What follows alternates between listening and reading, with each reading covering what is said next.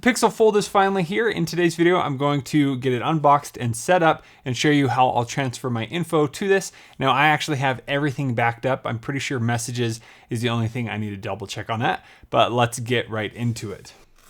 There we go. So here we have the Obsidian Google Pixel Fold. So nice to finally be able to try this out. Okay, they have it inside the phone. Ooh. And here it talks about foldable care. So flexible screens are softer than traditional phone screens, so avoid contact with sand, crumbs, fingernails, or sharp objects, which is kind of hard to do, but hopefully we can do that. And then here it says, do not remove the pre-installed screen protector as it can cause damage. Don't apply a third-party screen protector either. Okay, sounds good. Then in here, it does come with a USB-C cable, as well as a little adapter that you could use to plug in a mouse, or you can use to transfer content from your old phone, whether it be an Android device or an iPhone, to the new Pixel Fold. And then in here, we have a starting guide. So we do have the fingerprint and power button on the side. We have volume, charger on the bottom, and then on the bottom, you do have the SIM card. And then it does come with a SIM card ejector tool there that we'll need to get the SIM card installed.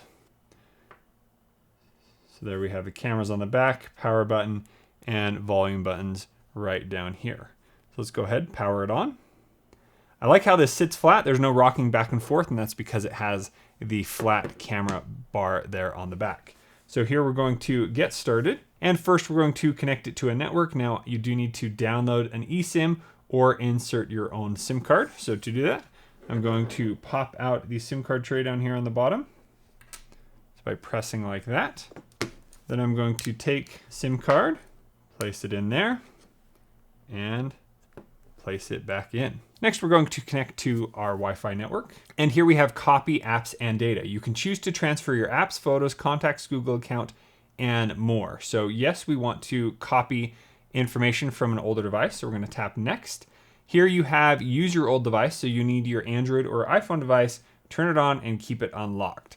So then you go through the process and plug it in.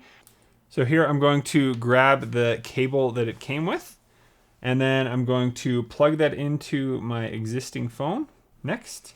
And then I'm going to plug it here into the Pixel Fold. Now on my old phone, it's prompting to copy all of the data to the new device. So I'm going to allow to copy. It will need my fingerprint authentication.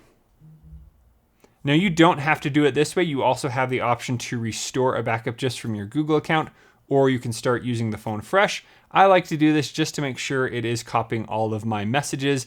And if I want to have all of my photos copy over, I could do that as well. So let's enter in our password for our different Google accounts. Typing on here is so different. Now it's going through and finding all the different information that it can transfer over. Now it's showing a list of everything that it found that it can copy over. So on my old phone, I have 512 gig of storage. On the new phone, there's only 256. There is a 512 option available if you want to purchase that. Here it's saying that I have 407 apps that can transfer over, my contacts, 208 photos and videos.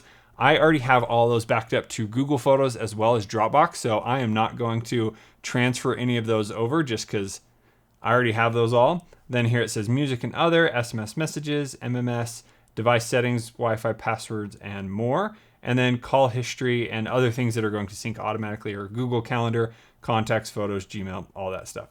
So I'm going to also turn off contacts because I already backed them up over on my Google account, so I don't want any duplicates. And that is a lot of apps to download over here, but let's just go for it. So now we're going to go ahead and tap copy. And now it's going to go through the long process of copying all that info. If you do photos and videos, that's going to take a very long time. So just be patient with the process. But here it's just syncing a few things, and then I'll be able to plug this and start using my phone. Next, it's going to ask about what I want to back up with Google services. So here I can use basic device backup. So here I can read all about that. And I like to have that on, so it backs up all of that. And here I'm going to allow for use location. And here we can allow for scanning to use nearby devices and find Wi-Fi and Bluetooth and so on.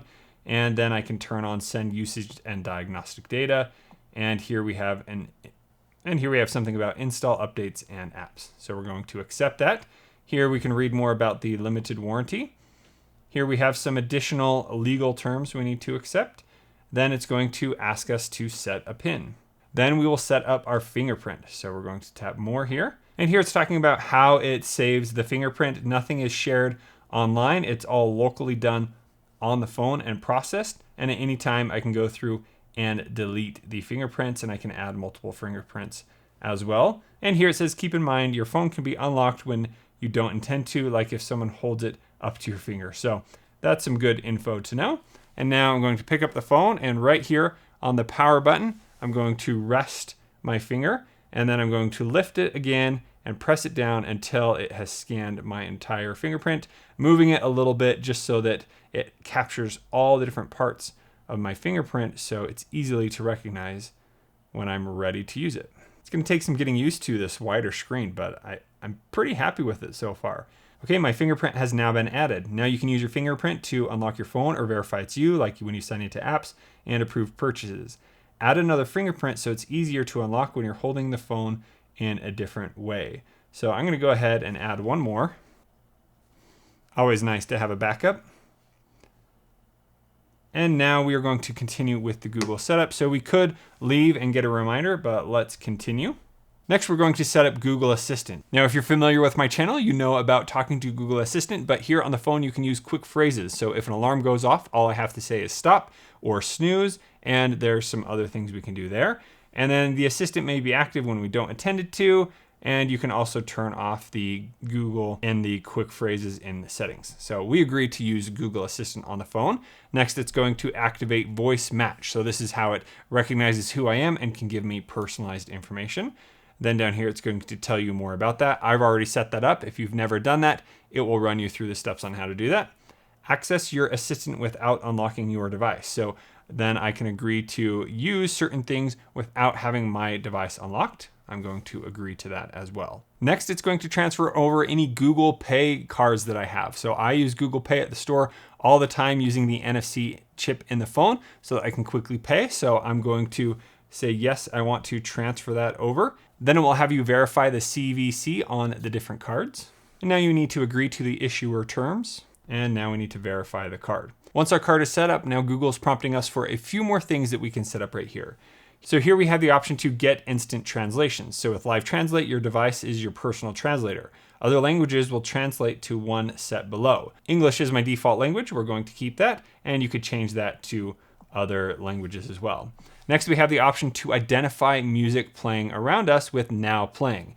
So if you're at the grocery store or if you're sitting down to eat lunch, it will listen to music that is playing around you, and it will display that on the Always On display or on the at a glance on the home screen, and you can see who that is. And then it will take a log of those different songs so you can easily go and find out who that artist was and then save that to your music library. Next, we have set up Always On display. So I like having the screen like this is showing the Always On display, so we can turn that on. It can show time, notification icons, and other info will appear on the lock screen. So we're going to turn that on. Control info on the lock screen. So here we can have it show all notification content, show sensitive content only when unlocked, or don't show notifications at all. So right now I'm going to keep it show all notification content. Then we have prepare for an emergency. So sign into your personal safety app to get started. Personal safety helps you prepare and react in an emergency by quickly connecting you with the help and information you need. So here you can choose the account that you want to connect. And here you can confirm that where if you press the button, it would then call 911. So I don't want to have that. What if my kid touches that? So I can then set it to an emergency number that I want to contact. So my wife or somebody else, if you are in trouble. So if my kid accidentally pushes the button 5 times, it's no longer going to call 911. And then with SOS, it can play a countdown alarm. So play a loud sound when emergency SOS is starting. So here you could play an alarm to signal for help, or don't play alarm to avoid unwanted attention. So we're going to do don't play an alarm.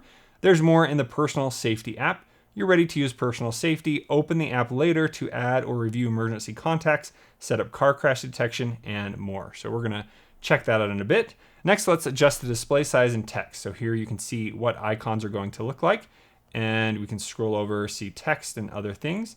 Let's see what happens when I increase the font size. So there you can see it goes tiny, medium, large, and extra large. So I'm actually good with the text at this size. I could slightly increase it, but then that increases the spacing of everything else. Next we have display size. So here we can go small. Here we can go bigger. And then here we can go really big. So everything is just a little more stretched. So I think I like the medium size here. Then you do have the option to bold all the text. And then you also have high contrast text. Nice to have all of those features. And then if you want, you can add another email account. It's already transferred all of mine over from my old phone.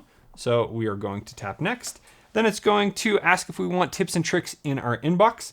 And I'm going to say, yes, I'm in. I want to learn all about what I can do with the new Pixel Fold. And now back to copying all the information from my old phone. It is now done. So I can disconnect the cable.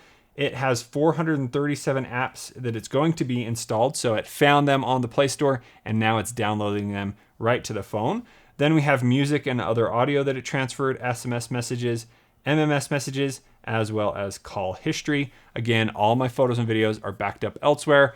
So I'm just going to make sure I back that up again on the new phone so I have access to all those and all my new photos will then be backed up. So let's go ahead and unplug here. Now with the Pixel devices, it defaults to use swipe to navigate. And let me show you how to do that.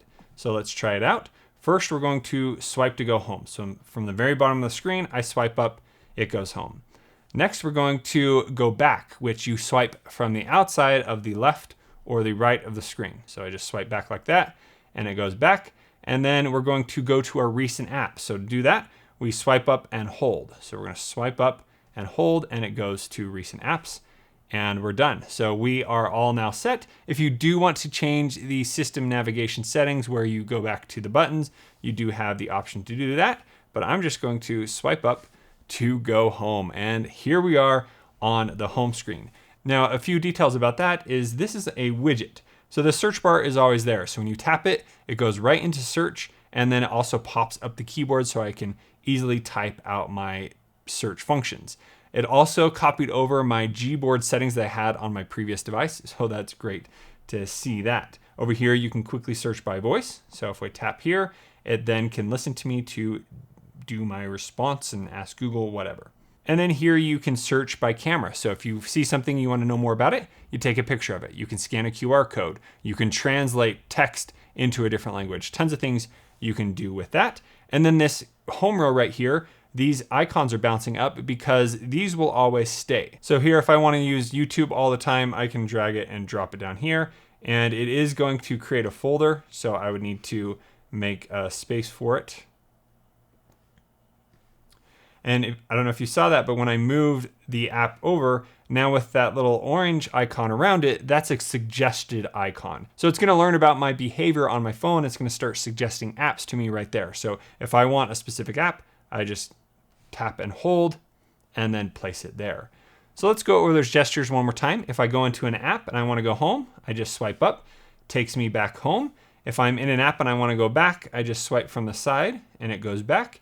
And then if I'm on the home screen, I can swipe up and hold and it will show me my recent apps that I've been in. And then on the screen, if we swipe up, it will take us into our app drawer. So here are all the apps that are currently installed. I can swipe down, go back home. Then from the top of the screen, I swipe down and here it is showing my quick settings as well as any notifications. And right now it is completing the setup. So it is going through the process of installing all those apps. And right now I haven't activated the sim, so it is showing the wrong time. Now, the next thing I want to do is make sure that my photos are going to be backed up on this phone. So for this, I'm going to go into the Google Photos app, and then I'm going to make sure it's chosen my right account, and then I'm going to turn on backup.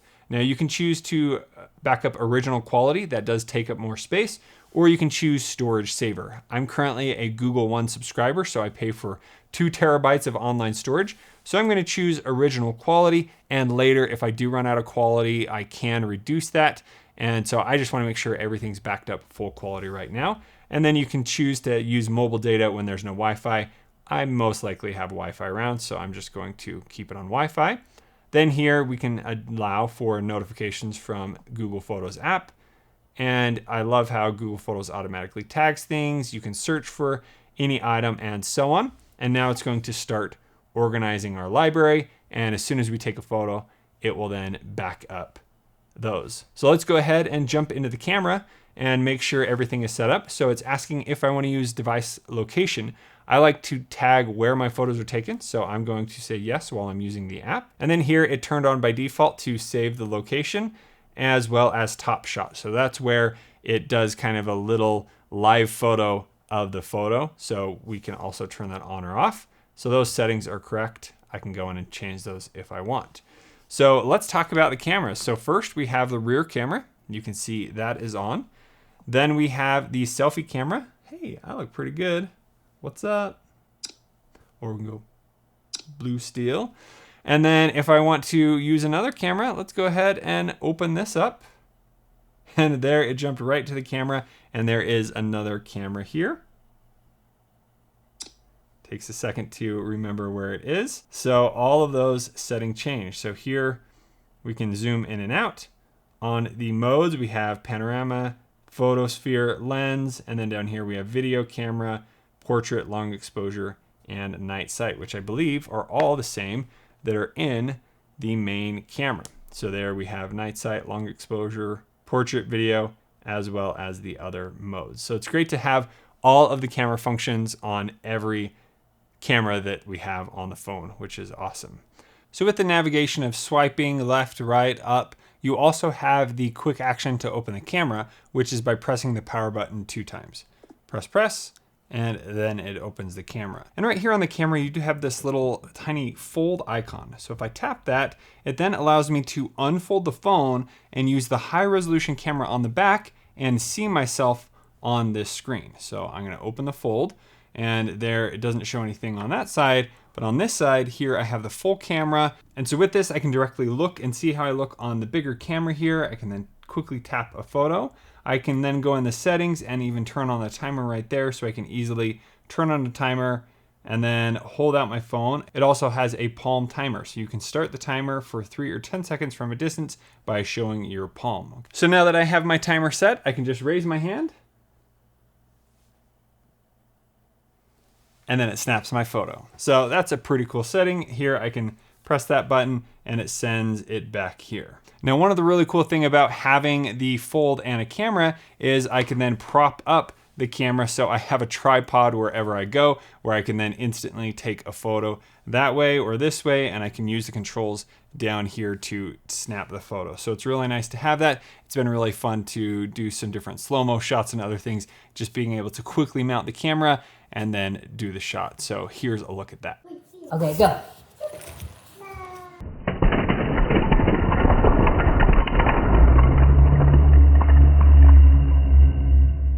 So the camera is set up. The next thing I like to set up is making sure that all of my passwords are going to sync from the different accounts I have.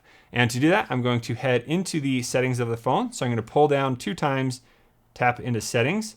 I guess you could also pull down with 2 fingers if you want to. Cool trick there. Go into settings, and then I'm going to go to password and accounts. And here I have autofill service with Google. So you can choose a different service. I'm going to use Google. Yes, I trust the app. And then I can go into the settings here and make sure everything is set up correctly. So that's helpful for when I go into an app. Let's say I want to sign in here to the Arby's app.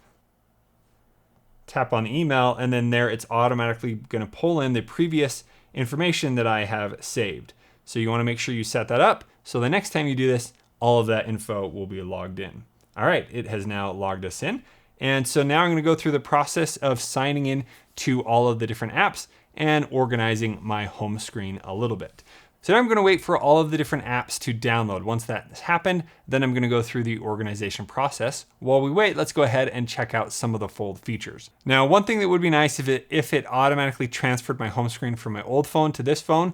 If you previously used a Pixel, I'm sure it does that if you do the restore from the Pixel backup. But since we transferred over from the Samsung phone, I will need to set up the home screen. So here we have our device home screen. When we open that up, that is a smooth hinge, no sound or anything. My fold forward has a click. So it's showing the same thing on the home screen that I have. Now on Samsung, it defaulted to have 2 completely different screens. So you'd organize one and then you'd have to open it up and organize the other. I really like how this is copying all of the information from one phone to the other. So if I screen. So there, if I make a change, I close this, it locks it when you close it. I unlock it, and there you can see it made that same change.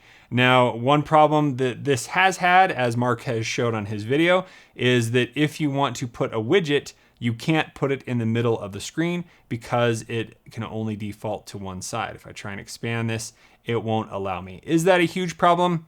I don't know. We'll have to see, but I don't think it's going to be. I don't really use too many ginormous widgets. I'll want maybe one side being a widget and the other side being apps and other things like that.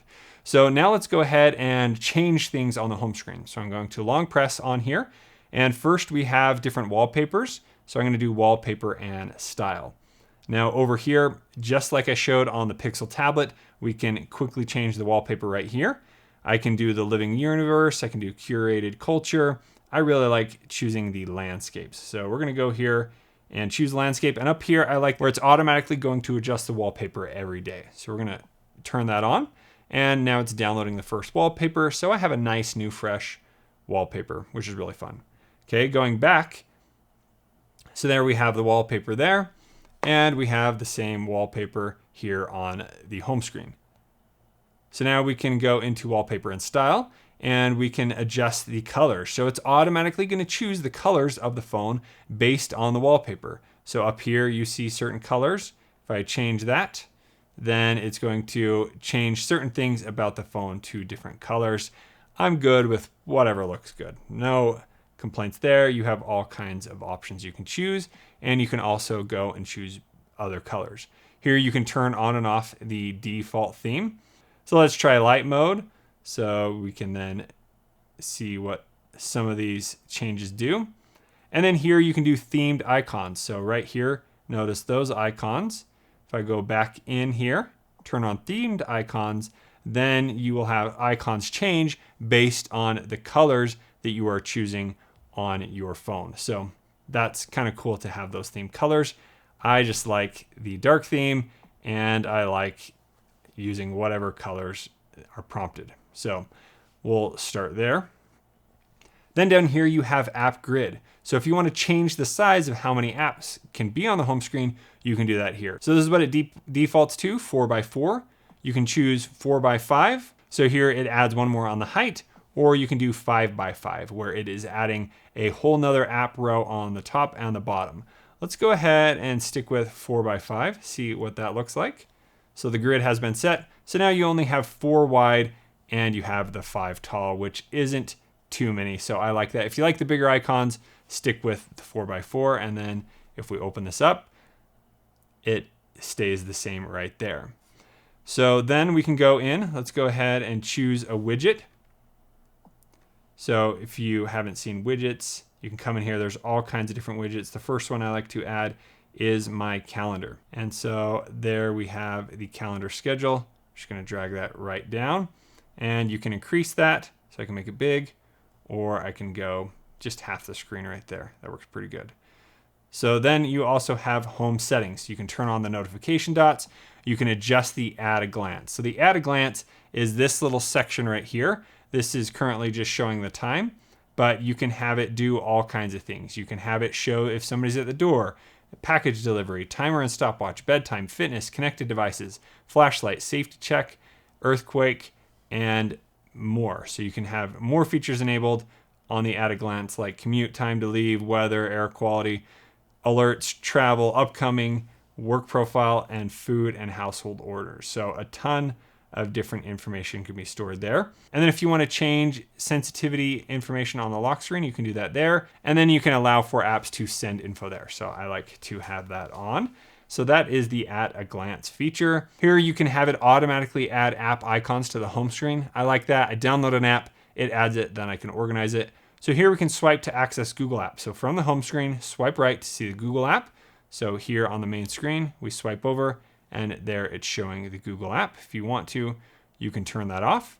And then overview suggestions. So show suggested actions and indicators in overview. So you'll see those pop up every now and again. And then we have suggestions for all apps and home screens suggestions. So the suggestions are what I was talking about when the icon is showing a different color. That is a suggested app down here. So there now I have 2 new ones that have been suggested. Now, when you are unfolded, you do get the taskbar. So all I have to do is swipe up a little bit and it goes into this little taskbar mode. Now, so what you can do with that is you can then quickly go to multitask. So let's say I'm in one app, I can then swipe up. So then I can drag and drop another app down on the home screen so I can do some multitasking. It does not want YouTube to work. Let's go ahead and check out how our apps are downloading. And here it looks like we have a few apps that need to be installed. Now I did take a few minutes and go and cancel the download on certain apps that I'm just not going to be using anymore. And here in At a Glance, we're getting welcome to the first Pixel Fold. So we can tap for tips. To get tips for other Pixel devices, allow access to nearby devices. So we can say not now. All right, so here under productivity, we have do more with taskbar. So we can swipe up from the bottom to view the taskbar where you can launch and switch between apps or drag and drop apps to enter split screen mode. So here you swipe up. Let's say I want to drag YouTube over on the side here. It will then add YouTube. Now, one cool trick I saw from Mr. Mobile himself is to tap the little bar here in the middle 2 times and it will swap places. So tap, tap, then it can change the places. I can also tap and drag so I can make one of these bigger and one smaller. Then let's see what happens if I pinch anything. Nope, so nothing changes there. And then I can drag to swipe away. So that's a cool feature. Now the other way to use split screen is to swipe up and go into the recent apps. And here you can split the app and then you can go ahead and choose another app that you want to. So here you can add the settings there. So there are the 2 apps. And then here you can open up to 5 windows at a time and move tabs between windows. So let's go ahead and try that out. So we're going to head to Google Chrome right here. And in Google Chrome, you just want to tap the settings here and you would want to set new window. So now we have 2 Chromes running at the same time. Let's try that again. Tap and add. Then if we tap again, we have manage windows. So here we can have up to 5, it said. So we can do new window. And let's do one more, manage windows, new window. And there we have 5 different windows running. So we can manage and we can choose a different window that we want to go to. And here we can move this to another window and choose the other window and go to that window. So lots of things, and I like how you have the full Chrome tabs up there at the top. If we long press, we don't have the option to minimize. That would be pretty cool. And then we do have the option to go into all of our bookmarks that we have set up. So we have reading list, mobile bookmarks, bookmark bar. So here is what I have on my bookmark bar on Chrome. And then you have other bookmarks and tracked products there. So pretty good experience with Chrome. I still would like to see a more full Chrome on a Android device, maybe one day. Like other foldables, one thing you will run into is the way apps are formatted. Now, the great thing about Android is it can automatically adjust the size of apps to fit the screen, but sometimes they work a little different. Let me show you. So here, if I open an app right now, it's showing full screen. That looks great. Let's go ahead and unfold the device and see how it looks. Here you can see that there are bars on the side of the screen. So I can double tap over on this side to make it go over there, double tap over here to go center, and to go all the way over. This app currently can't go full screen, and there's no way to force it full screen unless you do go into a portrait mode. Then you can have it full screen. It would be nice. There are definitely some apps that I want to have formatted fully across the screen, but hopefully over time, there are more developers that are going to format their apps so they work better on mobile. Just like all of the Google apps, they have now been formatted so things look great. You have one side of the screen that can be used and another side of the screen. We're seeing that on the Gmail app. We're seeing that here in Messages where we have 2 screens. And then here in YouTube, it just looks great because they've been using a YouTube that works on all kinds of different screens. It works well here. So that is one thing you will need to get used to. Someone's at the front porch doorbell. Now that I have all my apps, let's go ahead and organize some of them. So if I swipe up, I can then quickly search for the app. So here I have home. I can then drag it and drop it wherever I would like. Now if I grab another smart home app, I can simply drop it on the other app and it will create a bookmark. I can then give it a name. And then I can go through and add all kinds of different folders and so on. Now, one thing you might want to do is adjust the keyboard. So here, if we tap on the search bar, it's going to pop up the keyboard. If you hold down on the comma, it will then give you the option to go into the settings. At the top, you can adjust the language and the keyboard type. Here we can go under preferences. I like to have the number row on at the top. I also have it show the emoji switch key. Then here you can turn on one-handed operation where that's going to shrink the keyboard down, but we're not going to turn that on. Then we can adjust the keyboard height. So it's a little high at normal. I'm going to try mid-tall and see if that helps because now I have a much wider screen. You can turn on the sound, definitely turning that off. Here you have haptic feedback on key press, so it's going to vibrate every time you press a key. Here you have the vibration strength. So here it's set at 0. Let's go ahead and turn that up a little bit. Just 10%. Let's see how that works. Here you have pop-up on key press, long press for symbols. I like to do that quickly. And then here you have a few more icons, and you can also show a Gboard app icon so you can quickly adjust the settings. You can also change your theme. So I like this blue icon right here. So you can turn it on with the borders or no borders. And you can also choose to have it automatically switch between light or dark mode. You can have it do dynamic colors. Here you can have all kinds of other colors. So really fun. Any Android phone, you can download the Gboard app and do this. You have all these different scenes. So you can have those be set in the background. So a lot of fun customization here. But again, I like that one. So here you have some text correction features. You have glide typing settings. Here we have voice typing. So we do want voice typing, and I've also enabled faster voice typing. So this has downloaded some phrases that I can use offline, so it's going to recognize my voice much faster. Then here you can have clipboard. So you can save screenshots into your clipboard. Clipboard allows you to quickly copy and paste from one app to the other. So here under personal dictionary, you can add certain words and then it will automatically correct them to the right word. So if we tap add, we can also say like OMW, and then that would be on my way. So every time I type OMW, it's going to retype on my way. And then here we have emojis and stickers. So you can try out those settings and you can share, and then you have translate down here at the bottom. So those are all the settings I use there. So here the keyboard is still looking a little high. Let's go back in, change the preferences and go to, oh, I went the wrong way. All right, I think that works a little bit better. Now let's go ahead and check it out when it's unfolded. Now it is a little bit hard to unfold this. It's a little slippery there on the edge. I think a case will help that. But you pop open the keyboard, there you go. It's not quite as large as it was before. Now here we do have a few options. If you don't want to use it in the full screen like this, you do have the option to tap here and you can do the full keyboard. And then down here, you can also drag up a floating option. So if you want to float the keyboard around, you can adjust the size. So that's pretty small and you can make it really big. So I like to use the floating keyboard sometimes when I'm using multi-apps. It's nice that you have that there as well. Now one feature I like to use is Google Assistant on my phone. So I have the button right there, which I can press and then talk to. So right here, it's giving me an option to unlock more features. So let's tap Get Started. And then here we're going to go through the steps. Next, and now we have unlocked all of those. If you do hold down the power button, you can then turn on Talk to Google. So you can now press and hold the power button to access Google Assistant. All right, I like that. So let's do that. What's the weather like tomorrow? And there it is showing the weather in this nice big display. So that's pretty cool. Next, I want to customize my quick settings in the notification panel. So up here, I can just tap the edit.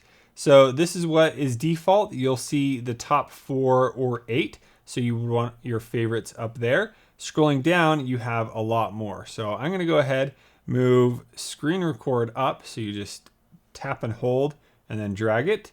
And then I'm going to move casting up here. Let's see, recorder, that might be a nice one to have. And one of my favorites that currently isn't in here is the Google TV remote. So to get that, all I need to do is go into the Google TV app. and finish the setup there. And now when I go to edit and scroll down, now I have the TV remote for Google TV. So I'm going to hold and move that up here. And I actually like that all the way up at the top. And I like flashlight up there, and we can actually move Bluetooth down. Okay, so that looks much better. So now right here, I have those 6 items showing, and I can swipe over for the others, but I like how I can quickly access those.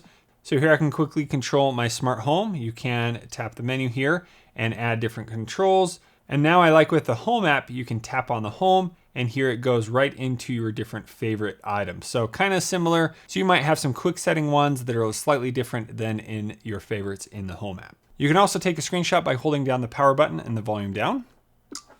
And then on the screenshot, you can tap on it. You have the option to quickly crop it, add text, you can mark it up, erase, and so on. Now, one thing that's really cool about the Pixel devices is the recent apps menu. So let me show you this. If I'm in an app and there's some text on the screen, if I go up to the recent apps, so I hold until it goes there, I can now select any of the text on this screen. Some apps don't allow you to select text. Well, here I can hold down, and just like that, I can select the text, I can copy it, share it, or search. I can then take a screenshot. I can select part of it. Oh, look, it automatically selected all the text. There I can tap games and select search and so on. So really cool. I can even do a picture and go into lens. So many cool things that you can do with the recent apps menu there. Here are all my other apps. At the very end here, I do have the option to clear all the apps out. If I want to go to split screen on any of these, I can just drag the app here and do that. I can tap the app there and I can split it to the left and then choose the other app I want on the right. So really cool things that you can do there in the recent apps menu. And then I'm gonna go under here under system and tap system update. Check to see if I have the most updated device.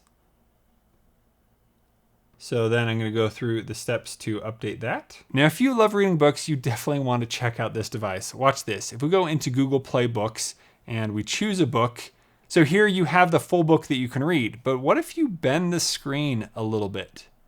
Right there, then it enables this book mode. And I thought that is such a brilliant thing to be able to do, is have it so it's more like a book. I'm able to read this a lot easier than having the full screen. I also do want them to enable it so it's always available in fully open mode, but it's so cool that when you slightly bend the phone a little, it turns that on. And then if I want to go to the next page, it's just like a book. Like, check out that animation. That is so cool. So if you want to know more about the Pixel Fold, make sure you hit subscribe, because I'm going to be going more in depth on all the different things it can do, the Pixel specific features that I haven't been able to have on my personal device ever, since this is going to be the first device that I fully activate and use on a daily basis. And then I'm also going to be doing different case reviews as well as features, and I will also be using the Pixel Watch, so I'll be able to have full details on that. So let me know what else you want to see on the Pixel Fold down in the comments below, and I'll leave a link to one down in the description if you want to check it out there. Thank you so much for watching. We'll see you on the next one.